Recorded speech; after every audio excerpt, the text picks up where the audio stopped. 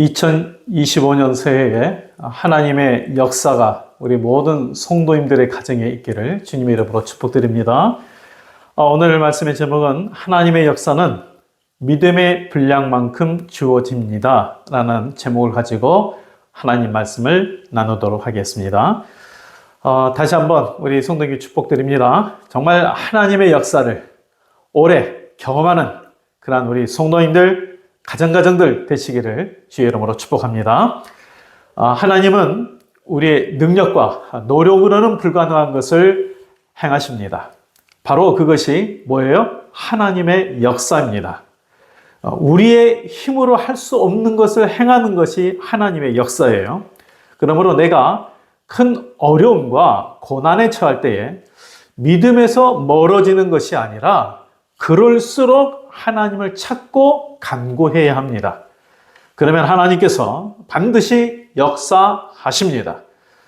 그런데 한 가지 기억해야 될 것은 하나님의 역사는 나의 믿음의 그릇만큼 주어진다는 것입니다. 다시 한번 기억하세요. 하나님의 역사는 나의 믿음의 그릇만큼 주어진다. 본문에서 그것을 말씀하고 있는데요. 하나님을 경외하는 이 선지생도 남편이 죽은 후에 그의 아내가 엘리사에게 찾아와서 부르짖어요. 여기 부르짖다라는 이 단어 원어가 이 차크라는 단어인데 커다란 고통 가운데에 도움을 요청하는 이 절규에 가까운 부르짖음이에요. 이 고대 사회에서 이 고아와 과부는 가장 약하고 그리고 어려운 자를 상징합니다. 그렇기 때문에 이 과부 또한 어렵고 절박한 상황에 처한 것은 당연하죠. 더군다나 지금 찾아온 이유를 보면 정말 심각한 상황이에요. 남편이 죽고 나서 어려우니까 빚을 진 것 같은데 그 갚을 능력이 안 돼서 결국 이 빚을 준 사람이 두 아들을 종으로 가져가게 되는 그런 상황에 처한 것입니다. 당시에는 돈을 빌릴 때에 채무자가 어떤 담보로 돈을 빌리냐면 자기의 몸을 담보로 돈을 빌려요. 그래서 갚지 못하면 이 채권자가 그 돈 가치만큼 돈을 빌린 사람을 종살이를 시킵니다. 그런데 율법에는 6년 만에 돌려보내야 된다. 자유인으로 돌려보내야 된다는 그러한 말씀이 있지만 당시 북이스라엘이 하나님을 떠나서 우상을 숭배하는 그러한 나라가 됐는데 하나님 말씀을 그들이 따르겠어요? 그러니 이 과부가 더 절박한 마음으로 하나님께 찾아오고 그리고 이 선지자에게 막 부르짖는 거죠. 사실 이런 상황에 처하면 신앙적으로 흔들릴 수 있습니다. 하나님을 경외하는 가정 아닙니까? 왜 세상에서 하나님을 경외하는 가정에 이렇게 어려움을 당하는가? 한탄하면서 하나님께 원망할 수 있습니다. 한번 생각해 보세요. 이 과부의 이 죽은 남편이 어떤 사람입니까? 엘리사의 제자입니다. 엘리사 선지자의 제자예요. 당시 북이스라엘은 바알을 숭배하는 그러한 나라가 됐습니다. 이 아합과 이세벨 왕비에 의해서 우상도 숭배한 게 아니라 바알을 국교로 삼은 시대예요. 그런 가운데에 신앙을 버리지 아니하고 오로지 하나님만 섬기는 그런 삶을 살았으니 얼마나 귀해요. 참으로 믿음으로 구별된 가정이죠. 그런데 그러한 가정에서 주님의 일을 하고자 하는 그 남편은 젊어서 죽었어요. 무엇 때문에 죽었는지 모르지만 젊어서 죽었어요. 엘리사는 사실 병자를 치유하는 능력이 있는 선지자 아닙니까? 그런데 그 제자는 죽었어요. 뿐만 아니라 채무를 갚지 못해서 아들조차도 종으로 팔려가는 그러한 절박한 상황입니다. 그런데 이러한 정도가 상황이 되면 하나님 정말 그럴 수가 있습니까? 원망하고 사실 무너질 수도 있는데 그녀는 하나님을 떠나거나 믿음의 싸움 방황하지 아니하고 오로지 하나님을 의지하고 부르짖어요. 철저히 하나님께 맡기는 믿음을 가진 것이죠. 사실 이것이 어려워요. 이런 믿음을 갖기가 어렵습니다. 우리가 제3자 입장에서 보니까 참 어렵겠다 이런 정도지. 제가 이제 청년 지도할 때에 있었던 일입니다. 그 당시 고등부 때부터 참 신실했던 한 청년이 있었습니다. 그래서 주의 일을 하겠다고 신학교를 들어갔어요. 그런데 이제 신학교를 들어간 시점에서 뭐가 이제 문제가 터졌냐면 엄마가 참 교회에서 신앙이 좋으시고 참 인품이 좋으시고 열심히 봉사하는 그런 권사님이셨는데 몸이 갑자기 아픈 거예요. 근데 병원에 갔더니 암 말기예요. 그래서 얼마나 이게 하나님께 살려달라고 그 아들이 기도했는지 몰라요. 그런데 별세하셨어요. 그 아들이 그 목회자가 되고자 신학교에 입학을 했는데 그렇게 어머니가 어려운 가정에서 이 자녀들을 위해서 최선을 다하고 믿음으로 살았는데 그리고 주변에서도 참 기감이 되는 그런 분이었는데 아니 50 중반 나이에 별세한 거예요. 그러니까 이 아들이 굉장히 좀 마음에 큰 상처를 받았어요. 하나님 앞에 그렇게 기도했는데 그리고 우리 어머니가 얼마나 이렇게 봉사하고 또 성실하게 착하게 살았는데 이렇게 암으로 갑자기 세상을 뜨게 하느냐. 그래가지고 정말 하나님 계신가라는 회의감에 빠져가지고 신학교를 자퇴해버렸어요. 그리고 교회를 떠나버렸어요. 안 나오는 거예요. 다시 믿음으로 돌아오기까지 5년 이상을 방황했습니다.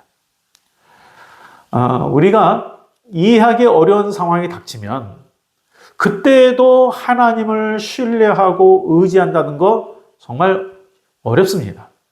하나님이 살아계신다면 이럴 수 있는가? 저는 그런 의무를 갖고 또 믿음에서 방황하기도 해요. 그런데 그런 상황조차 하나님을 찾고 맡길 수 있는 것, 이게 믿음입니다. 그게 믿음이에요.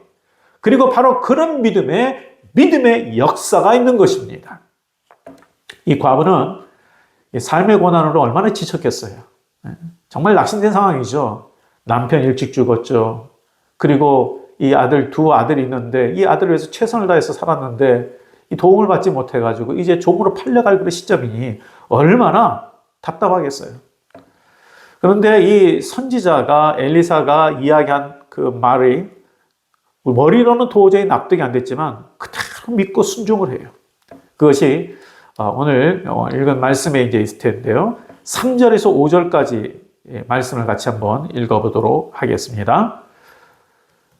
이르되 너는 밖에 나가서 모든 이웃에게 그릇을 빌리라. 빈 그릇을 빌리되 조금 빌리지 말고 너는 내 두 아들과 함께 들어가서 문을 닫고 그 모든 그릇에 기름을 부어서 차는 대로 옮겨 놓으라 하니라. 여인이 물러가서 그의 두 아들과 함께 문을 닫은 후에 그들은 그릇을 그에게로 가져오고 그는 부었더니 엘리사가 그 과부에게 네 집에 뭐가 있느냐라고 물었을 때에 그 여자가 뭐라고 대답했냐면 기름 한 병밖에 없습니다 라고 대답합니다. 전 재산이 작은 기름병 하나예요.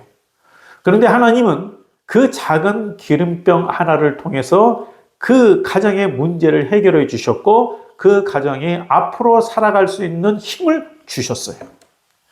성도님들, 왜 하나님의 역사이겠습니까? 그것은요, 힘든 것을 가능하게 하는 것이 아니라 불가능한 것을 이루시기 때문입니다. 다시 한번 잘 생각해 보세요. 하나님의 역사는 어렵고 힘든 것을 해결하는 것이 하나님의 역사가 아닙니다. 우리 힘으로는 불가능한 것을 이루시는 것이 하나님의 역사입니다. 힘든 것은 우리가 노력하면 해결될 수 있습니다. 그러나 불가능한 것을 행하는 것, 이게 하나님의 역사예요. 그래서 도저히 내 힘으로 안 되는 그런 상황은 하나님의 역사일 때인 것을 우리가 생각하고 그때는 낙심에 빠지는 것이 아니라 오히려 하나님을 더 찾고 또한 의지해야 합니다.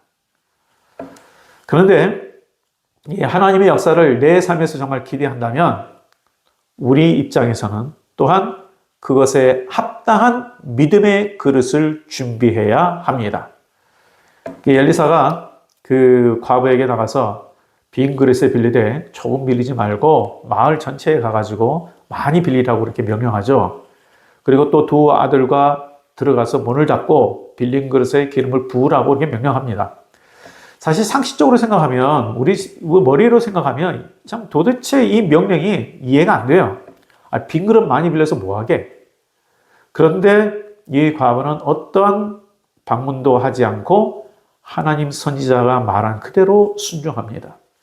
여기서 이 과부의 순종에서요, 우리 중요한 교훈을 깨닫게 되는데요. 먼저는 뭐냐면 하나님은 우리의 분량대로 채우신다는 것입니다. 우리의 분량대로. 과부가 가지고 있는 기름병이 어떤 기름병이냐면 원래 이게 선지자가 그 머리에 이제 기름을 붓는 작은 기름병이에요. 그런데 그 작은 기름병으로 그릇을 많이 빌려온들 부으면 얼마나 채우겠습니까? 만일 우리 성도님들이 내가 그 상황이라면 얼마나 많은 그릇을 준비하시겠어요? 그릇 하나도 못 채우는 분량인데 동네 전체에 돌아다니면서 빈 그릇을 빌릴 수 있겠습니까? 내 생각으로는 이해할 수 없는 말씀입니다. 그러나 그럼에도 그 과부는 말씀 그대로 순종했습니다. 조금 빌리지 말라는 말씀에 어떤 토를 달지 않고 그대로 순종했습니다. 바로 이게 믿음입니다. 성도님, 기름이 끝없이 나온 것은 분명한 하나님의 역사입니다. 그렇죠? 인간의 노력이나 능력으로는 도저히 안 되는 거죠. 하나님의 역사예요. 어떻게 작은 기름병에서 많은 빈 병이 채우도록 기름이 나오겠습니까? 하나님의 역사예요. 그러나 이 하나님의 역사를 얼마나 경험하는 것은 나의 믿음의 분량에 달려 있어요. 빌리는 그릇의 양은 전적으로 믿음의 분량만큼 준비되는 거예요. 그렇죠? 믿음의 분량만큼 빈 그릇이 준비되는 거예요. 분명 도움은 하나님으로부터 주어지지만 분량은 나의 믿음만큼 준비된다는 것을 기억하십시오. 그래서 6절 말씀을 또 한번 읽어볼게요. 그릇에 다 찬지라 여인의 아들에게 이르되 또 그릇을 4개로 가져오라 하니 아들이 이르되 다른 그릇이 없나이다 하니 기름이 곧 그쳤더라 라고 했습니다. 이 말씀에서요, 빌려온 그릇이 더 이상 남아있지 않으니까 기름이 곧 그쳤다라고 했습니다. 그 말은 다음날 더 많은 그릇을 빌려오면 또 나오는 요술램프 같은 것이 아니라는 거예요. 야, 기름이 계속 나오네? 야, 혹시 너 다시 마을에 가가지고 빈 그릇이 있으면 빨리 가져와라. 이렇게 해서 된다는 게 아니에요. 나에게 주어지는 하나님의 역사는 나의 믿음과 순종의 분량만큼 주어진다는 거예요.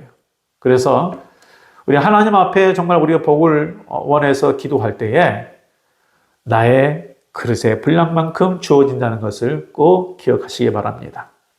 그리고 우리가 한 가지 또 생각해야 될 것은요, 문제 해결이 아니라 하나님께 초점을 두십시오. 엘리사가 이 여인에게 두 아들과 함께 들어가 문을 닫으라고 했습니다. 그래서 이 과부가 엘리사가 말한 그대로 두 아들과 함께 방에 들어가 문을 닫고 기름을 부었어요. 여기서 문을 닫은 행위를 기억하십시오. 왜 문을 닫고 기름을 부으라고 했을까요? 그 호기심에 따라온 사람들이 있어요. 여러 이 집들을 돌아다니면서 빈 그릇을 빌리니까 도대체 저 집에 무슨 일이 있나 하고 옆집에서도 이상하게 생각하지 않겠어요? 아마 오는 사람도 있었을 거예요. 자, 그런데 이 기름병에 기름을 계속해서 붓는데 이상하게 멈추질 않아. 계속해서 나와. 자, 마을 사람들이 하나님의 능력도 은혜도 잘 모르니까 그걸 본다면 어떻게 생각하겠어요? 기름병 자체에 능력이 있다고 생각하지 않겠습니까? 그들은 하나님께 초점을 두는 것이 아니라 기름병에 초점을 둘 거예요. 그렇게 되면 당연히 큰 문제가 발생됩니다. 마치 요술 호리병 같이 그렇게 생각해서 기름병을 빼앗기 위해서, 훔치기 위해서 무슨 일이 벌어질지도 몰라요. 하나님께 능력이 있는 게 아니라 기름병 그 자체에 능력이 있다고 생각해서 기름병을 아마 훔치려고 했을 거예요. 성도님, 지금 기적의 수단이 되는 어떤 것에 관심을 두는 것이 아니라 올해는 하나님께 관심을 두어야 합니다. 과부가 하나님께 간구함으로 현실적인 어려움, 곧 빚만 해결한 것이 아니죠. 가족이 이후로 살아갈 물질적인 도움도 얻었을 뿐만 아니라 하나님이 우리를 잊지 않으셨구나. 하나님 나와 함께 하시는구나. 하나님이 도우시는구나. 이것을 더욱 깨닫는 영적인 힘도 얻은 것입니다.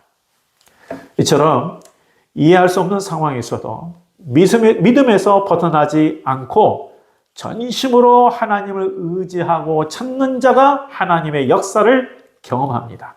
그래서 믿음의 역사인 거예요. 그리고 우리가 또 잊지 말아야 될 것이 뭐였어요? 하나님의 역사는 나의 믿음의 분량에 달려 있다.